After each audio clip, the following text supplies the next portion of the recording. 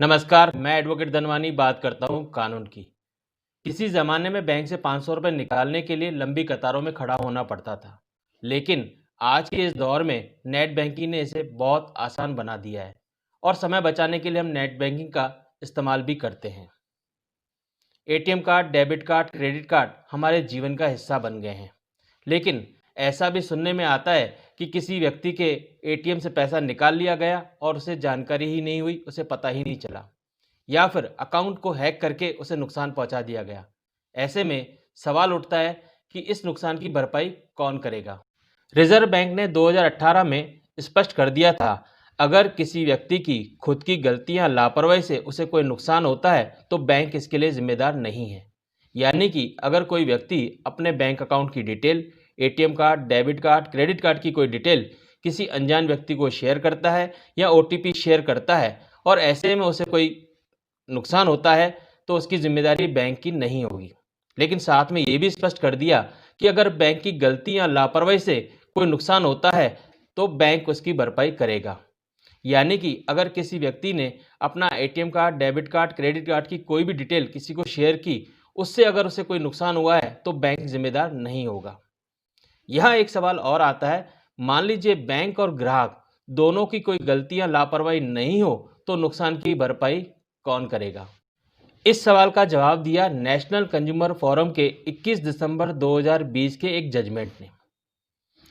इस जजमेंट का लिंक मैंने डिस्क्रिप्शन में दे दिया है और साइटेशन आप स्क्रीन पे देख पा रहे हैं। आप चाहें तो लिंक पे क्लिक करके पूरा केस फैक्ट्स पढ़ सकते हैं। अब बात करते हैं इस केस के केस फैक्ट्स की। जैसना जोन्स नाम की एक एनआरआई महिला ने एचडीएफसी बैंक में अपना खाता खुलवाया और 2007 में फॉरेक्स नाम के डेबिट कार्ड की सुविधा भी इस बैंक से ली।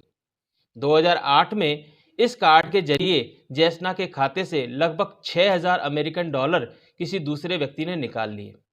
जैसना ने इसकी शिकायत पहले बैंक से की, लेकिन बैंक ने कोई कार्रवाई नहीं की। इसके बाद जैसना ने इस मामले को डिस्ट्रिक्ट कंज्यूमर फोरम में परिवाद के जरिए बैंक के खिलाफ पेश किया।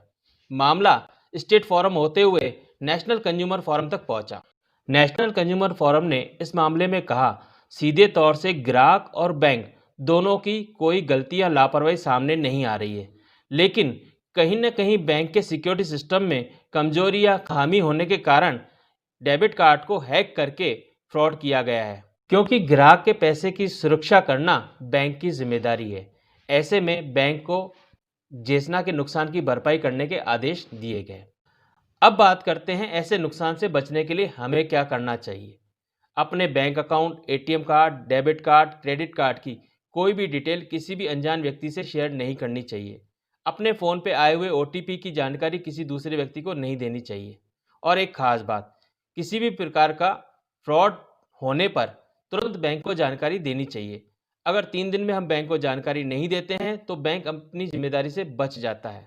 लेकिन यहाँ एक सवाल और आता है कि अगर जिसके साथ फ्रॉड हुआ है उसे ही 3 दिन में जानकारी नहीं मिले या अपने साथ फ्रॉड हुए की जानकारी नहीं मिले तो क्या किया जाए?